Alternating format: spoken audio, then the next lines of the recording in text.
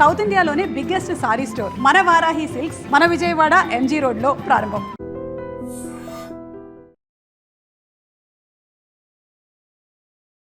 నమస్తే, నేను Kavitha. Welcome to I dream. Everyday మనల్ని మనం అప్గ్రేడ్ చేసుకోకపోవడం వల్ల, వస్తున్నటువంటి స్కిల్స్ని డెవలప్ చేసుకోకపోవడం వల్ల, వస్తున్నటువంటి కాంపిటీషన్తో బిజినెస్లో నష్టపోతున్నటువంటి వారి సంఖ్య విపరీతంగా ఈ మధ్య కాలంలో పెరుగుతోంది. చిన్న బిజినెస్ మొదలు స్టార్టప్స్ కావచ్చు, లేకుంటే లక్షలు కోట్లలో టర్న్ ఓవర్ ఉన్నటువంటి బిజినెస్లు కూడా సడన్గా డౌన్ ట్రెండ్ అయ్యేది పరిస్థితి మనకు కనిపిస్తోంది. కొన్ని రోజుల్లో న్యూ ఇయర్ రాబోతోంది. న్యూ ఇయర్ రిజల్యూషన్స్లో భాగంగా బిజినెస్ అంతా పాజిటివ్గా ఉండాలి, సక్సెస్ఫుల్గా రన్ అవ్వాలి అంటే ఏం చేయాలి, పాటించాల్సినటువంటి టిప్స్ ఏమైనా ఉంటాయా? మనతో పాటుగా ఉన్నారు ఇండియన్ ఇన్స్టిట్యూట్ ఆఫ్ మేనేజ్మెంట్లో బిజినెస్ అడ్మినిస్ట్రేషన్ స్టూడెంట్స్ కోసం గత 20 ఏళ్లుగా టీచ్ చేస్తున్నటువంటి కౌటిల్య ఇన్స్టిట్యూషన్స్ డైరెక్టర్ శ్రీధర్ గారు మనతో పాటుగా ఉన్నారు. శ్రీధర్ గారు నమస్తే అండి. నమస్తే కవిత. సో మనల్ని మనం ప్రతిసారి అప్గ్రేడ్ చేసుకోవాలి, అందులోనూ చాలా కాంపిటీషన్ ఉంది, అందులోనూ ఎక్కువగా డబ్బుతో ముడిపడి ఉంది ఏంటంటే బిజినెస్. అందులో స్కిల్స్ డెవలప్ చేసుకోలేదు, ఎంత మనకు బాగా తెలిసి ఎక్స్పీరియన్స్ ఉన్నప్పటికీ ఫీల్డ్ అయినప్పటికీ కూడా మారుతున్న ట్రెండ్స్ మనం కనుక మనల్ని మనం అప్గ్రేడ్ చేసుకోలేదు అంటే వెనకబడిపోతాం. బిజినెస్లో అయితే నష్టపోతూ ఉంటాం. అది వేలు కావచ్చు, లక్షలు కావచ్చు, కోట్లు కావచ్చు. సో మనల్ని మనం స్ట్రెంగ్తెన్ చేసుకోవాలి. అట్ ద సేమ్ టైం మనకున్నటువంటి బిజినెస్ని కూడా స్ట్రెంగ్త్ చేసుకుంటూ ముందుకు వెళ్ళాలి. ఏం చేయాలంటారు? సో మంచి ప్రశ్న ఇది. బిజినెస్లో మనం చూసామంటే ఇక్కడ మనం మాట్లాడే డిస్కషన్లో కూడా ఒక 2 రకాలు. చిన్న షాపు దగ్గర నుంచి నేను ఈరోజు చెప్పబోయే టిప్స్, చిన్న షాపు దగ్గర నుంచి ఒక స్టార్టప్ కంపెనీ వరకు కూడా ఈ చిన్న చిట్కాలు పాటిస్తే చాలా వరకు వాళ్ళ బిజినెసెస్ని సస్టైన్ చేసుకుంటారు, ప్లస్ వాళ్ళ రెవెన్యూ పెంచుకోగలుగుతారు, అండ్ దాన్ని 10x కూడా 10x కూడా రెవెన్యూ పెంచుకోవచ్చు. అంటే ఇక్కడ ఏమవుతుందంటే చిన్న చిన్న బిజినెస్ స్టార్ట్ చేస్తారు. మీ కళ్ళ ముందే మనం మాట్లాడుకుంటున్నాము, ఈరోజు చాలా అట్టహాసంగా ఒక షాప్ ఓపెన్ అవుతుంది. ఆ తర్వాత అది ఒక 2 నెలలకో తర్వాత 6 నెలలకో పాపం పెట్టినదంతా కూడా క్లోజ్ చేసిన సందర్భాలు ఎన్నో ఉన్నాయి. రెండో వాళ్ళు ఏంటంటే సర్వైవల్ బిజినెస్. అంటే బిజినెస్ చేస్తుంటారు కొన్ని సంవత్సరాలుగా, కానీ ఎన్నో సంవత్సరాలకు బిజినెస్ ఉండిపోతారు. వాళ్ళు ఇంకా బిజినెస్ను వదిలేసి వెళ్ళలేరు, వేరేది కొత్తది చేయలేరు. ఇలా మిడిల్లోనే స్ట్రగుల్ అయిపోతారు. సర్వైవల్ అంటే క్యాష్ వస్తుంది, కానీ అంత వెనకేసుకోవడానికి ఏమీ డబ్బులు ఉండదు. సో పెద్దగా ఎదగలేరు. ఇలా చాలామంది ఉంటారు మనం చూసిన వాళ్ళల్లో. వీళ్ళు ఏం చేస్తే బాగుంటుంది 2026లో ఉన్నారు, కొత్త సంవత్సరం అంటున్నారు కదా. ఫస్ట్ పాయింట్, నేను చిన్న బిజినెస్ గురించి మాట్లాడతాను. ఫస్ట్ చిన్న షాపుల దగ్గర నుంచి కంపెనీ ఏదైనా కూడా ఫస్ట్ వాళ్ళు చేయాల్సింది ఏంటంటే కస్టమర్ ట్రస్ట్ని విన్ కావాలి. ఫస్ట్ పాయింట్ చాలా చాలా ఇంపార్టెంట్. కస్టమర్ ట్రస్ట్ విన్ కావడంలో చాలా చిట్కాలు ఉంటాయి, రెప్యుటేషన్ కాపాడుకోవడంలో.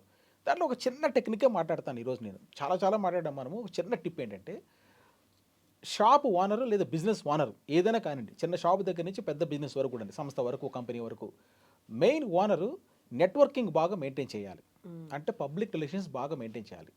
దాంట్లో భాగంగా పబ్లిక్ రిలేషన్ మెయింటైన్ చేయాలని చాలామంది చెప్తారు, కానీ దాంట్లో భాగంగా నేను చెప్పే పాయింట్ ఏంటంటే వాళ్ళు మొబైల్ ఫోన్ను కస్టమర్స్తో టచ్లో ఉండి రెగ్యులర్గా కానీ ఫోన్ కానీ ఆన్సర్ చేయగలిగితే చాలా వరకు ట్రస్ట్ పెరుగుతుంది.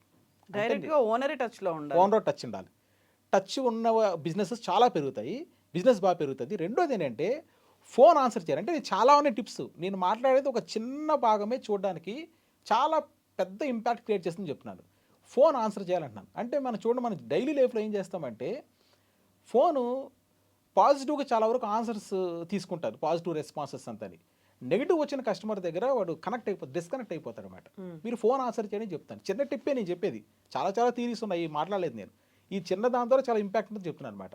ఫోన్ ఆన్సర్ చేయని చెప్తున్నాను, చెడ్డదానికైనా ఆన్సర్ చేయాలి. ఫర్ ఎగ్జాంపుల్, నేను సింపుల్ ఎగ్జాంపుల్, మీరు కవిత నాకు తెలిసి ఫ్రెండ్, నేను మిమ్మల్ని ఏదో ఒక చిన్న సహాయం అడిగాను. సో అది మీకు చెయ్యాలని అనిపించింది అన్నమాట, అన్విల్లింగ్ ఉంటారు. ఆ విషయం మీరు మొహమాటంతో చెప్పరు నాకు. రెండో రోజు ఒక బుక్ అడిగాను అనుకోండి, ఫర్ ఎగ్జాంపుల్, రేపు బుక్ తెచ్చిస్తానని చెప్తారు నాకు. రేపు నేను ఫోన్ చేసి మీరు ఫోన్ ఆన్సర్ చేయాలి, ఎందుకంటే నేను బుక్ ఇచ్చే ఉద్దేశం మీకు లేదు, ఆ విషయం మీరు నాతో చెప్పలేరు.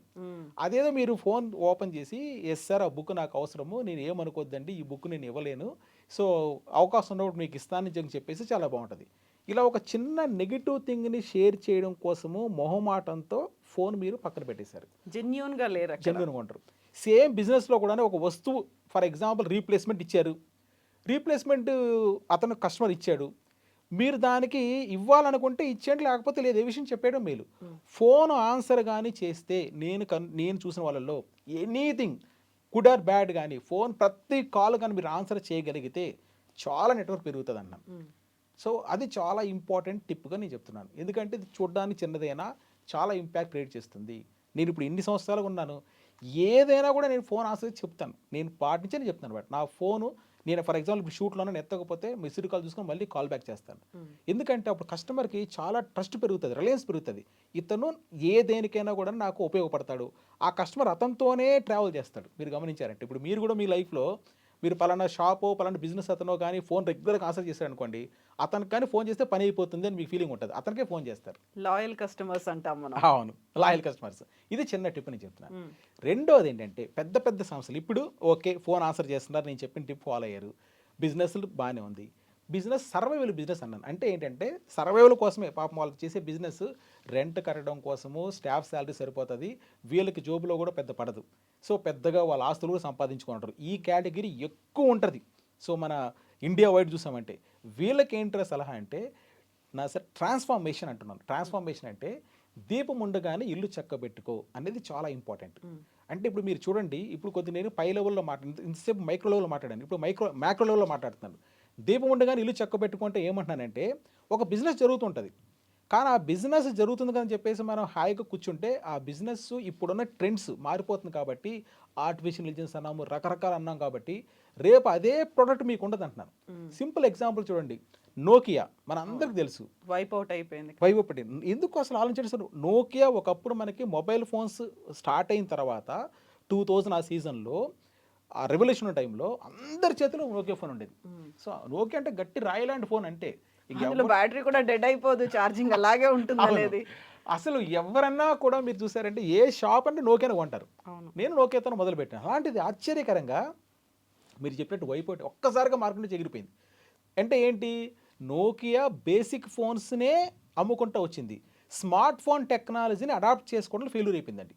అంటే అన్ని వేల కోట్ల కంపెనీ రాబోయే భవిష్యత్తులో వచ్చే ఒక చిన్న చేంజ్ని ట్రెండ్ని అడాప్ట్ చేసుకోకుండా ముందు చూపు లేకుండా ఉండడం ద్వారా అంత పెద్ద కంపెనీ మూతపడిపోయింది. కోడక్ మీకు తెలుసు కదండి, కెమెరా అంటేనే కోడక్. అలాంటిది ఈరోజు కోడక్ ఎక్కడ లేదు. ఏంటి, డిజిటల్ కెమెరాని ఇన్వెంట్ చేసిందే కోడక్, కానీ దాన్ని అడాప్ట్ చేసుకొని ఇంప్లిమెంటేషన్ చేయడంలో ముందు చూపు లేకపోవడం ద్వారా కోడక్ అనే ఒక పెద్ద కంపెనీ బ్యాంక్రప్సీకి ఫైల్ చేసింది. అది అంటే సో పూర్తిగా కూడా ఆ కంపెనీనే ఎత్తిపోయే పరిస్థితికి వెళ్ళిపోయి డిసప్పేర్ అయిపోయింది. అసలు ఇది చూస్తే ఎంత ఆశ్చర్యం చూడు అసలు. ఇప్పుడు ఇదే మీకు పాజిటివ్గా మాట్లాడుతున్నాను చూడండి, నెట్ఫ్లిక్స్ ఉంది ఫర్ ఎగ్జాంపుల్. నెట్ఫ్లిక్స్ ఒకప్పుడు ఏంటనుకున్నారు యాక్చువల్గా, కానీ డివిడీలు రెంట్కి ఇస్తుంది. దాని పని అంటే మీరు డివిడీ కావాలంటే ఒక మూవీని ఏదన్నాని మీరు ఒక పోస్టల్ ద్వారానో కొరియర్ ద్వారానో మీ ఇంటికి రెంటల్కి పంపిస్తుంది, అది దాని పని. ఈరోజు నెట్ఫ్లిక్స్ కొన్ని ఊహించుకోలేము, వేల కోట్ల కంపెనీ అంటే ప్రతి ఇంట్లో నెట్ఫ్లిక్స్ కస్టమర్ మనంతాని. సినిమా హాల్ వదిలేసి నెట్ఫ్లిక్స్ ప్రతి ఒక్కరు కస్టమర్. అంటే కొన్ని చాలా సంవత్సరాల క్రితము డివిడీలు రెంట్కి ఇచ్చే ఒక చిన్న షాపు ఈరోజు కొన్ని వేల కోట్ల కంపెనీ ఇలానే నిలబడిపోయిందంటే ఎంత ముందు చూపు ఉంది.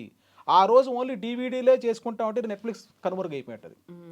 ఏదన్నా మీరు తీసుకోండి, ఫర్ ఎగ్జాంపుల్ ట్రాన్స్ఫార్మేషన్. ఏం చెప్తున్నాను, ట్రాన్స్ఫార్మేషన్ అంటే ప్రతి ఒక్కరు జరుగుతున్న బిజినెస్తో దాంతోనే మీరు లైఫ్లో స్ట్రగుల్ అయిపోద్దు. మీకు బాగానే ఉన్నప్పుడు నెక్స్ట్ ప్రొడక్ట్, నెక్స్ట్ దానికోసం ఆలోచించి ఇప్పుడే దానికి మీరు బీజం వేసుకోవాలంటున్నాను.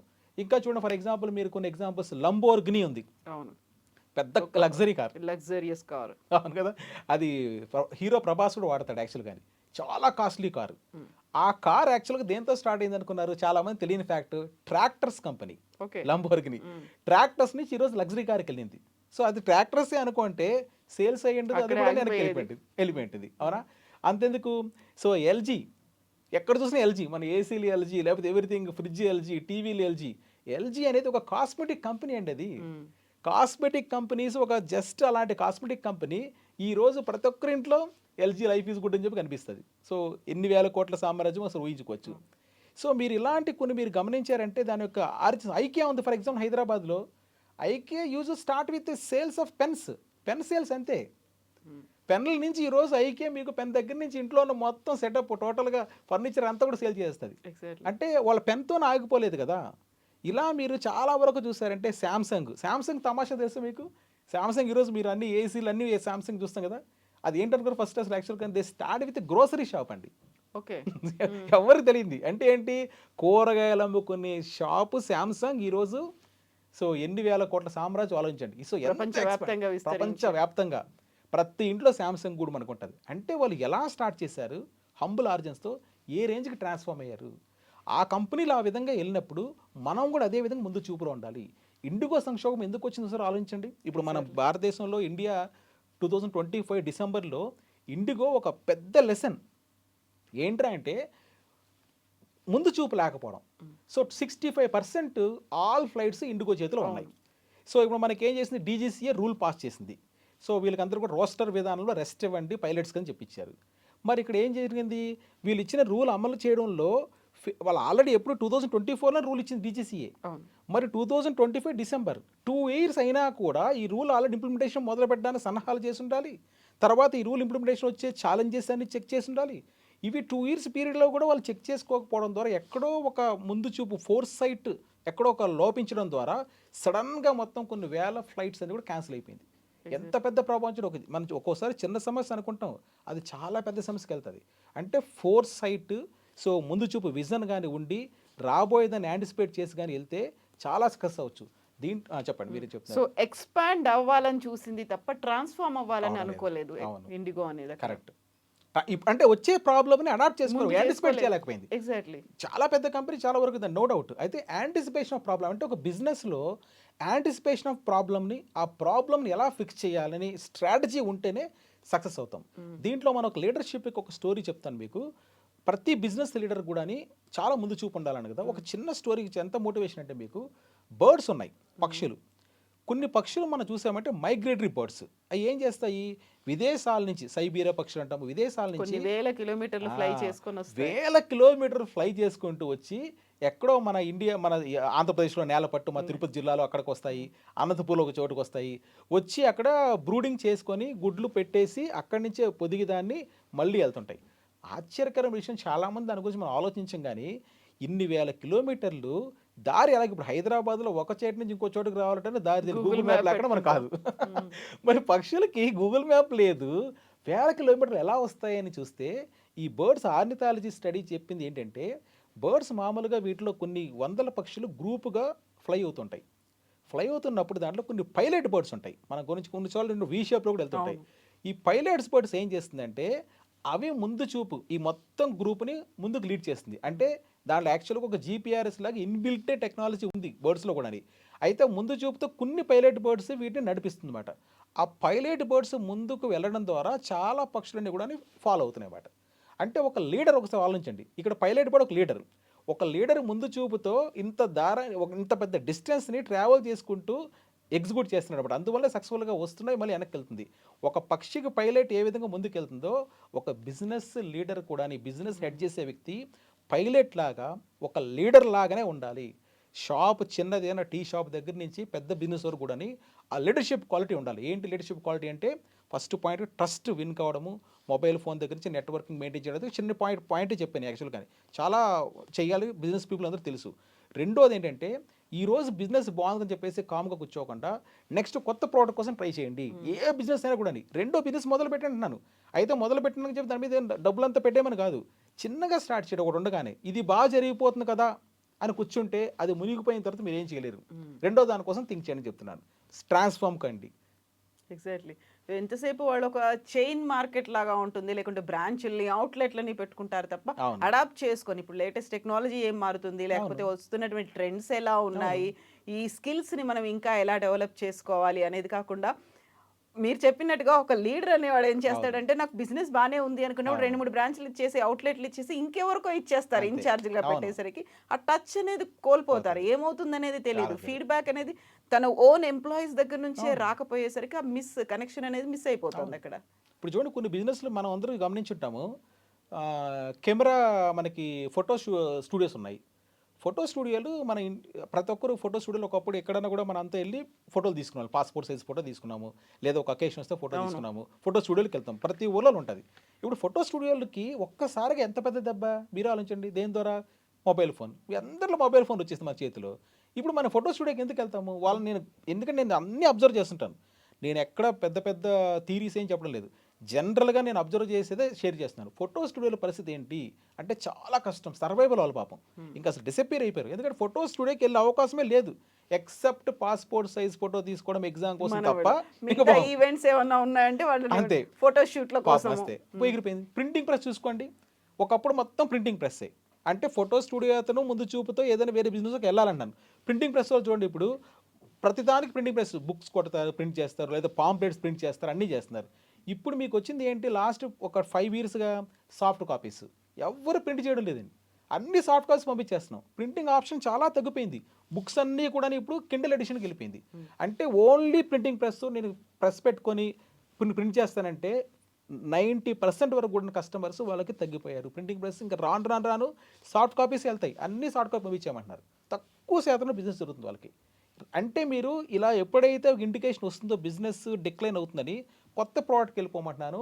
ట్రాన్స్ఫర్మేషన్ బాగున్నప్పుడే మీరు ఇంకొక ప్రోడక్ట్ని తయారు చేయండి, వేరే బిజినెస్కి వెళ్ళండి, ఏదైనా చేసి బిజినెస్. ఇప్పుడు నేను చెప్పాను కదా శాంసంగ్, మీరు ఇలానే కదా శాంసంగ్ వాళ్ళు కూరగాయలు కొట్టోడు వచ్చేసి టీవీలు అమ్మారు, అలా ఎందుకు లంబోర్గిని ట్రాక్టర్ నుంచి సో లగ్జరీ కార్స్కి వెళ్ళింది. వేరే కొత్త కూడా చేయొచ్చు, పెద్ద నేను అప్పులు చేసి చేయమని చెప్పను, సింపుల్గానే స్టార్ట్ చేయమని రెండో బిజినెస్ స్టార్ట్ చేయాలి. అప్పుడు వాళ్ళు మళ్ళీ సర్వైవ్ అవుతారు, సస్టైన్ అవుతారు. సో దే కెన్ లీడ్ ఒక సక్సెస్ఫుల్ గా వాళ్ళ బిజినెస్ ఎస్, వాళ్ళ సామ్రాజ్యం అంతరించిపోకూడదు. ఎందుకంటే ఒక బిజినెస్ మ్యాన్ చెప్పినట్టు వేరే ఏ పని చేయలేడు పాపం, ఇంకొక ఉద్యోగం చేయలేడు అతను. ఎందుకు బిజినెస్ పెట్టాడు అంటే అతను ఓన్గా అతనికి ఎవరి కింద పని చేయకూడదు స్టార్ట్ చేశాడు. అతను ఫెయిల్ కాకూడదు, లైఫ్లో ఫెయిల్ కాకూడదు అంటే ఈ రోజు ఉన్నప్పుడే రేపటి గురించి థింక్ చేయమంటాను. శ్రీధర్ గారు, థ్యాంక్ యూ సో మచ్ అండి. Okay, thank you. welcome.